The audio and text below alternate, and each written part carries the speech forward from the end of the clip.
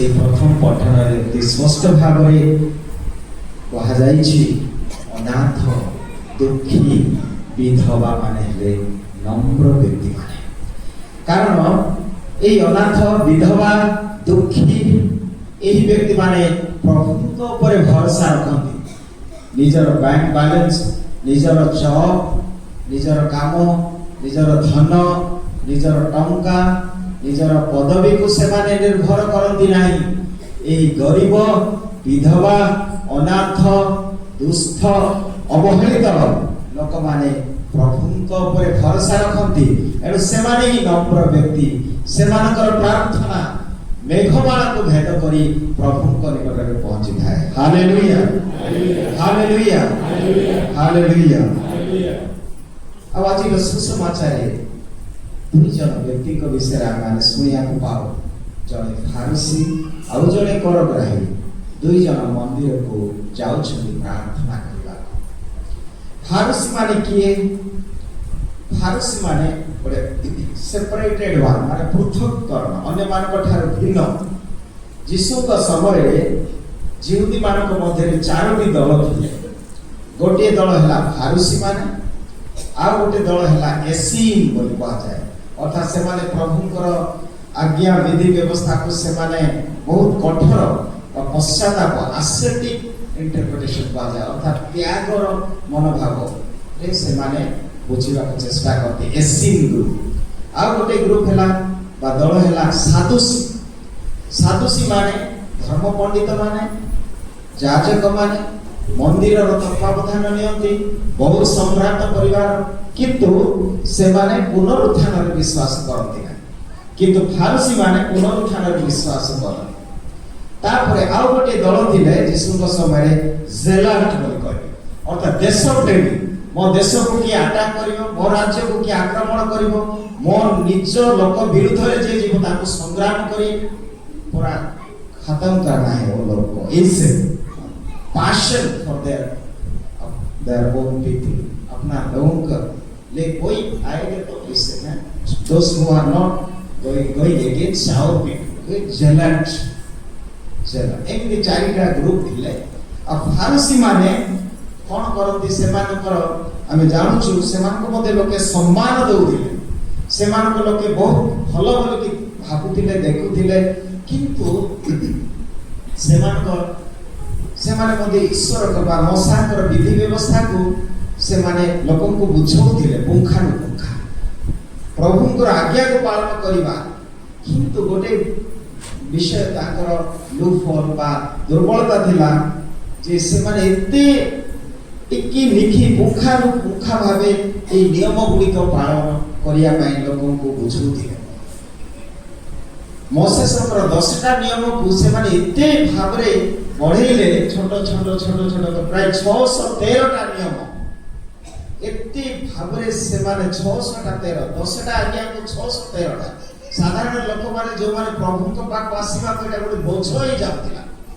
आ गोटे विषय अनेक समय आमे सुसमाचार फारसी माने जीशुकर सबले दोष धरिया को चेष्टा आमे जानु छु सबले जीशुकर कोठी ये भूल रे जीव केमिति आको धरिबा एई प्रकार मन आ गोटे एई फारसी मानकर गुण थिला देखे हेबा देखाणिया हां बाहर गोटे भीतर गोटे एक प्रकार डबल स्टैंडर्ड ना हमारे ऐसे होता है ना हम बाहर में तो बहुत हीरो ना लेकिन अंदर में जीरो ऐसे भी हम फारसी लोग के जैसे तो सेटा मते थिला देखैबा पाए जिहुदी माने वर्ष को केवल थोरे मात्र उपवास करूथिले डे ऑफ अटोनमेंट बोली पापर प्रायश्चित पई गोटे दिन से माने उपवास करथिले किंतु एमान को देखाणिया एमान एते नियम कले जे सप्ताह को दुई थर आ को दिन से माने सोमवार आ गुरुवार से माने उपवास करिवे काई ना से तो देखाणिया लोक ना से दिन बहुत लोक मंदिर को आसीबे सेटा हाट दिन मध्य तेरो लोक जेमति देखिबे ताको जे माने बेसी प्रार्थना करछोंती उपवास करछोंती बोली जेमति देखिबे तेरो ए जो हाट दिन जेतेले ना मार्केट गुडार बहुत लोक जानते हाट दिन कम रे मिले किंतु से मान को देखिया पाई ଆଉ କେତେ ଲୋକ ମାନେ ତାଙ୍କୁ ପ୍ରାୟ 7 ପ୍ରକାର ମାନେ ରହୁନାହିଁ। କିନ୍ତୁ ଆଉ ଗୋଟେ ପ୍ରକାର ଲୋକ ଅଛନ୍ତି ଏଇ ଯୋଉ ଫାରୁସି ମାନେ, ସେମାନେ କହନ୍ତି ରକ୍ତାକ୍ତ ଫାରୁସି ମାନେ, ଅର୍ଥାତ୍ ଲୋକଙ୍କୁ ଦେଖେଇବା ପାଇଁ ଅନ୍ୟ ଦିନ ମାନଙ୍କରେ ଝିଅ ମାନଙ୍କୁ ମା ମାନଙ୍କୁ ଆଉ ଦେଖିବେ ନା ବୋଲି ପୁରା ଉରୁଣି ଦେଇ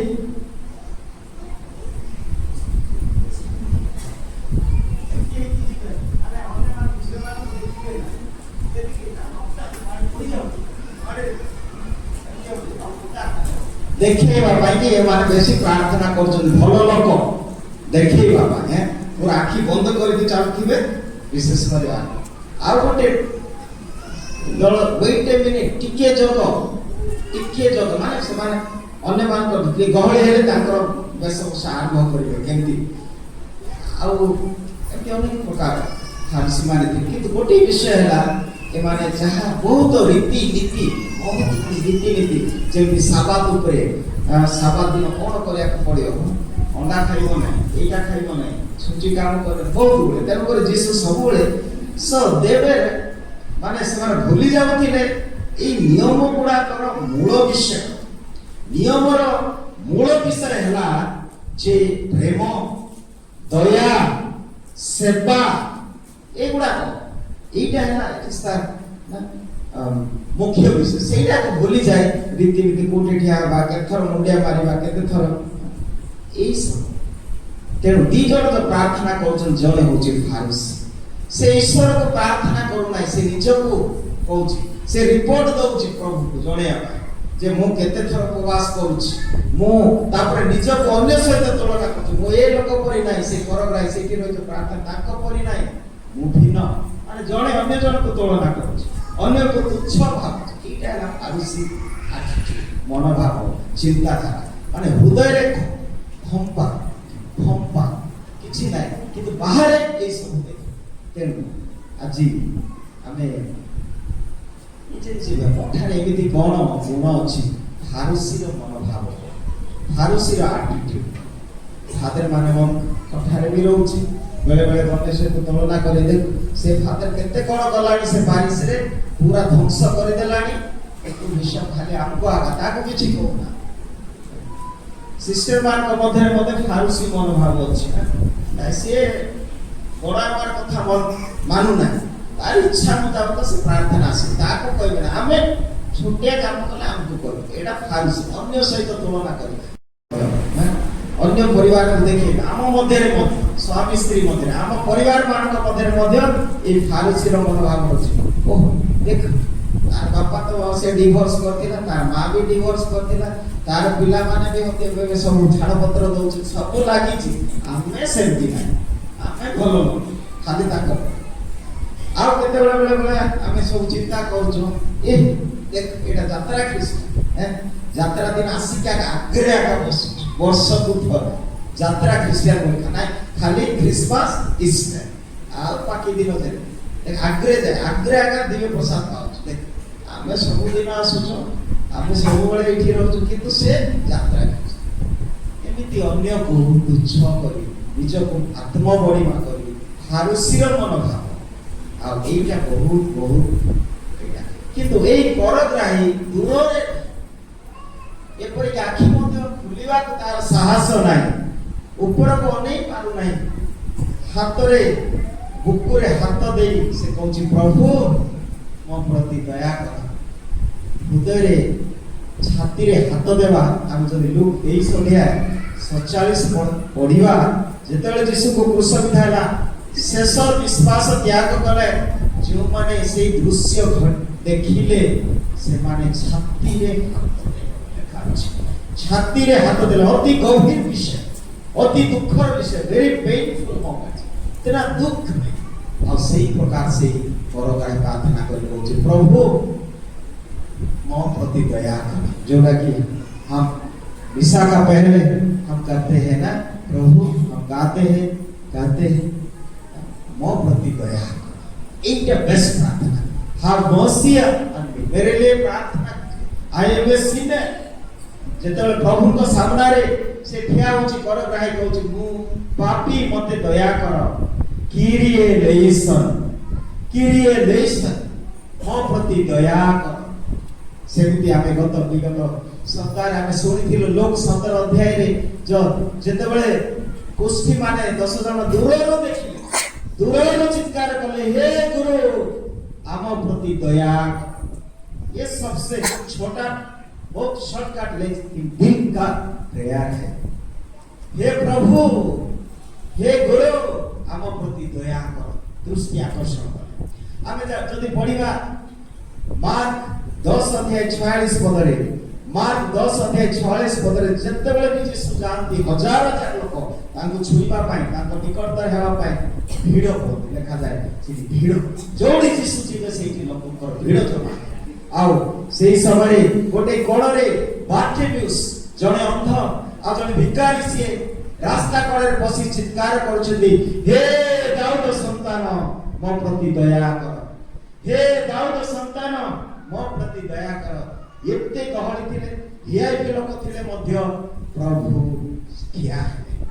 ଏହି ଲୋକର ହୃଦୟର ଡାକରା ଏତେ ଥିଲା ବିଶ୍ୱାସର ସହିତ ଯେ ଏତେ ଭିଆଇପି ମାନେ ଚାରିପଟୁ ଠେଲା ଠେଲି ହେଲେ ମଧ୍ୟ ଏତେ ଗହଳିରେ ଜଣେ କୋଣରେ ବସି ହୃଦୟ ସହିତ ସେ ଡାକୁଛନ୍ତି, हे ଦାଉଦ ସନ୍ତାନ ମୋ ପ୍ରତି ଦୟା କର। ଆଉ ଯୀଶୁ ଠିଆ ହେଲେ।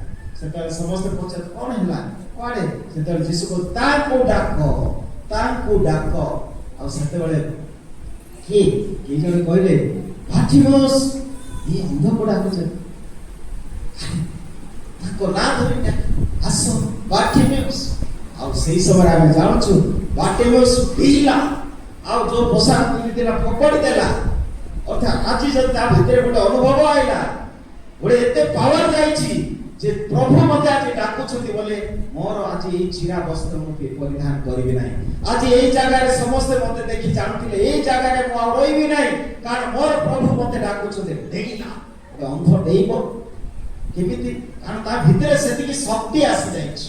ସେ ଡେଇଁଲା, ଅର୍ଥାତ୍ ସେ ଜାଗା ଛାଡ଼ିଦେଲା, ଆଉ ଲୁଗା ଫିଙ୍ଗିଦେଲା। ଏଇ ଚିରା ଲୁଗା ଦେଖି ଲୋକେ ମତେ ଜାଣୁଥିଲେ ମୁଁ ଜଣେ ଭିକାରୀ, କିନ୍ତୁ ଆଜି ଯେତେବେଳେ ଯୀଶୁ ମତେ ଡାକୁଛନ୍ତି, ଏଇ ଲୁଗା ମୋର ପରିଚୟ ହେବ ନାହିଁ, ଏଇ ସ୍ଥାନ ମୋର ପରିଚୟ ହେବ ନାହିଁ, ପ୍ରଭୁ ମତେ ନୂତନ ପରିଚୟ ଦେବେ। ଆଉ ଯୀଶୁ ପଚାରିଲେ, ବାର୍ଟିମିଉସ୍ ତୁମକୁ କଣ ଦରକାର? ମତେ କିଛି ଦରକାର ନାହିଁ, ମୁଁ ଶୁଣିଛି ତୁମେ ନାଜାରେତୀୟ ଯୀଶୁ, ତୁମେ ଦାଉଦ ସନ୍ତାନ, ତୁମେ ଅନେକ ଆଶ୍ଚର୍ଯ୍ୟ କର୍ମ କର, ଅନ୍ଧକୁ ଚକ୍ଷୁ ଦିଅ, ମୃତକୁ ଜୀବନ ଦିଅ। ମୁଁ ଟିକେ ଦେଖିବା ପାଇଁ ମତେ ଦୃଷ୍ଟି ଶକ୍ତି ଦିଅ, ଦେଖିବା ପାଇଁ। ତୁମେ ଏଡେ ମହାନ ବ୍ୟକ୍ତି, ଟିକେ ଦେଖିବା ପାଇଁ। ଆଉ ଯୀଶୁ କହିଲେ, ତୁମର ବିଶ୍ୱାସ ତୁମକୁ ସୁସ୍ଥ କଲା। ଆଉ ସେଇଥିରେ ସେ ଆଖି ଫେରି ପାଇଲା। Hallelujah, hallelujah. ତ ଆଜି ଆମେ এই ପ୍ରାର୍ଥନା সেই পরগ্রাহী পরি প্রার্থনা করিবা, ফারুসি পরি নাই দেখিয়া পাই অনেক তুচ্ছ মনে করি বা নিজের বিষয়ে জনে আমি প্রভু জানুছন্তি। এতিকি প্রার্থনা, প্রভু মতে দয়া কর, ସବୁବେଳେ ପ୍ରଭୁ ମତେ ଦୟା କର।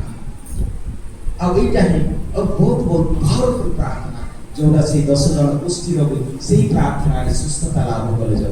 ଆଉ ସେଇ ପ୍ରାର୍ଥନା ସେ ବାର୍ଟିମିଉସ୍ କହିଲା। ଆଉ ଏଇ ପ୍ରାର୍ଥନା ମଧ୍ୟ କି ଯେତେବେଳେ ପିତର ଦେଖିଲା, ଆମେ ଲୁକ 5ରେ ପଢିବା, ରାତ୍ରି ସାରା ସେ ପରିଶ୍ରମ କରିଛି। ରାତ୍ରି ସାରା ସେ ଜଣେ ମାଛ ଧରାଳି, ସବୁବେଳେ ନଦୀ ବନ୍ଧରେ ତାର ସମୟ ବିତିଥାଏ। ସକାଳ ସମୟରେ ନିରାଶ ହତାଶ ହେଇକି ଜାଲ ଧରୁଥିଲା। ସେତେବେଳେ ଯୀଶୁ ସେଇ ତଟରେ ଅଛନ୍ତି, ସେଇ କୂଳରେ କହିଲେ, ପିତର ତୁମର ଜାଲକୁ ଡାହାଣରେ ପକ। ସେତେବେଳେ ସେ କହିଥାନ୍ତା, ତୁ କଣ, ତୁ ଜଣେ ପଢେଇ ପିଲା, এই ঝরকা কবাট বাঁধিয়া কেমতি জড়িয়া ততে জনা। ମୁଁ ପିତର, ମୁଁ ମାଛ ଧରାଳି, ମୋର ଜୀବନ ସବୁବେଳେ ଏଇ ନଦୀ ବନ୍ଧରେ ରହେ, ମୁଁ ସବୁ କୌଶଳ ଜାଣିଛି, ସବୁ ବୁଦ୍ଧି ଜାଣିଛି।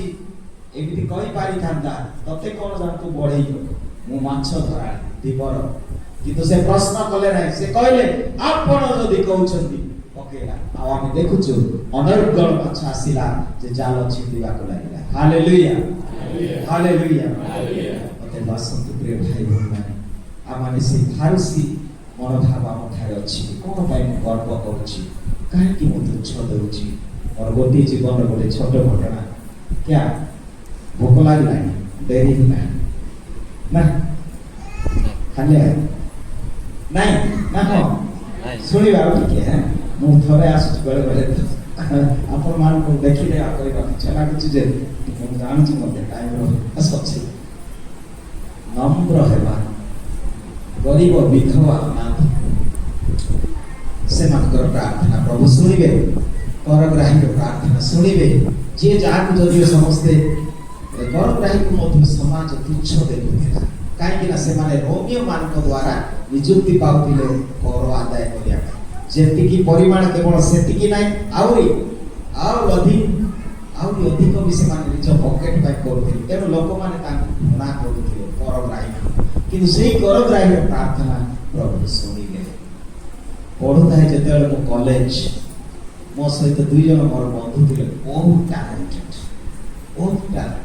ଦି ଜଣ ପୁରା ଫୁଲବାଣୀରେ ସେମାନେ ପୁରା କଲେଜରେ ମଧ୍ୟ ସେମାନେ ଚର୍ଚ୍ଚ ପିଲା ବୋଲି ଏଇ 2 ଜଣଙ୍କୁ ସମସ୍ତେ ମାନୁଥିଲେ ସେତେବେଳେ ଆମେ ଇଂଲିଶ ବି ଏତେ ଶିଖିନଥିଲୁ ଜାଣିନଥିଲୁ କିନ୍ତୁ ସେମାନେ ଏ 2ଟା ଟ୍ୟାଲେଣ୍ଟେଡ ରିଏଲି ସେ କିନ୍ତୁ ସେମାନେ 2 ଜଣ ପରସ୍ପରର एते कथा है ना क्या मैं भी जानता वाला वो भी जानता वाला क्यों उसके पास में जाऊंगा ना इसी प्रकार मनोभाव हमें किसी ना पाड़े ना जंती आकार में शक्ति मते हम सेमती आकार में किए जानो मते किछि किंतु मु कोन करूथा है से जे जान जाऊ जण को पाकु जेबी भाई मु बुझी पारली नै तो खाता टिके मते दे आउ जण को पाकु मते तार खाता आनी भी देखिबी आउ जण को पाकु भी जीबी भाई ମୁଁ ଏଟା ବୁଝି ପାରିଲି ନାହିଁ ତମର ଖାତା ଟିକେ ଦେବ ମୁଁ ନେଇଯା ଏ 2 ଜଣଙ୍କର ମୁଁ ନେବି ଆପଣ ନିଜେ ବୁଝିବାକୁ ଚେଷ୍ଟା କରିବି କିନ୍ତୁ ଯେତେବେଳେ ରିସଲ୍ଟ ବାହାରିଲା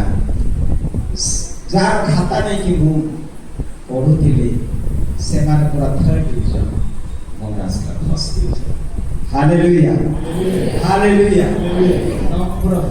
ମୁଁ ବଡ଼ ଲୋକ ମୁଁ ବାପା ପରା ଏ ପିଲା ଆସି ମତେ କ୍ଷମା ମାଗେ ମୁଁ କ୍ଷମା ମାଗିବି ଏ ଭାବିସ୍ ଯୋଉ ମାନେ ବାପା ମା ବି ଭାବୁଥିଲେ ମୁଁ ବୟସରେ ବଡ଼ ମୁଁ ମତେ ସେ ଆଇବ ନା ସେ ମୋର ପିଲା ସେ ଏମିତି ମନ ଭାବନା ଯଦି ଆଜିକାଲି ନା ଇଂଲିଶ କନସେପ୍ଟ ବି ଆମେ ଦେଖୁଛେ ବେଟା ବେଟା ବେଟି ସରି ସରି ଦୁଃଖ ଦିଆ ସରି ଏତିକି ବି କହିବା ଠିକ ବି ହେଇଥିବେ ଆପଣ ତଥାପି ନିଜକୁ ଯେତିକି ନମ୍ର କରିବା ସେତିକି ପ୍ରଭୁଙ୍କ ଦୃଷ୍ଟିରେ ବଡ଼ ହେବା ପ୍ରଭୁ ଆମକୁ ଉନ୍ନତ କରିବେ ତେଣୁ ଆସନ୍ତୁ କ'ଣ ମଠାରେ ସେଇ ଫାରୁସି ଚିନ୍ତାଧାରାର ମନୋଭାବ ଅଛି କ'ଣ ପାଇଁ ଆଜି ମୁଁ ଶାନ୍ତି ପାଇପାରୁ ନାହିଁ କ'ଣ ପାଇଁ ମୁଁ ଜିଦ୍ ଧରି ରହିଛି କେତେ ଲୋକ କେତେ ଘରେ କଥା ବି କହୁନଥିବେ ଆଜିକାଲି କେତେ କେସ୍ ଥିବ ଭାଇ ଭିତରେ ଶତ୍ରୁତା ଥିବ କ'ଣ ଗୋଟେ କିଏ କଥା କହିଦେଲେ ମୁଁ ସବୁବେଳେ ଭାବେ ये क्या भगवान हो गया उनका बात लेके मो से कौन भगवान हो गला से सती कला किंतु इससे बोलेगा इमती हबो सत्य वर्ष कोठी प्रभु को अनुग्रह आसीबो कोठी प्रभु को शांति आशीर्वाद आइबो आमे जो जित खोर हेबा निजर अहं भाव को कान साथ भीतर कहती प्रथम भीतर 5:5 रे से अहंकारी मान को गर्वी मान को विताड़ित करंती किंतु नम्र मान को नम्र এই জিদ্ধর বয়স को ধরিবা না জ্ঞান को ধরিবা না টঙ্কা वाला को মতে সমস্ত জানি মোর কথা শুনি না আমি অনেক সময় দেখুছি নম্র ব্যক্তি মানকু অহংকারী ব্যক্তি মানকু প্রভু মারিয়া মধ্যে প্রার্থনা করে এই কথা লুক 51 পড়িয়া যেতেବେଳେ প্রভু তাকে মনোনীত কলে সে কইলে সে অহংকারী মানকু সে শাসক মানকু সিংহাসন চ্যুত করছতি কিন্তু এপরি দিনকু সে উন্নীত করছে নম্রতা আসন্তু प्रभु मत से नम्रता हृदय दियो सब बेले ये प्रार्थना करिबा किरिये लेइसन माने प्रभु मो प्रति दया कर प्रभु मो प्रति दया कर सब बेले एटा बस प्रार्थना ये दिल का प्रार्थना है जो प्रभु को अच्छा लगेगा प्रभु मेरे को दया कीजिए।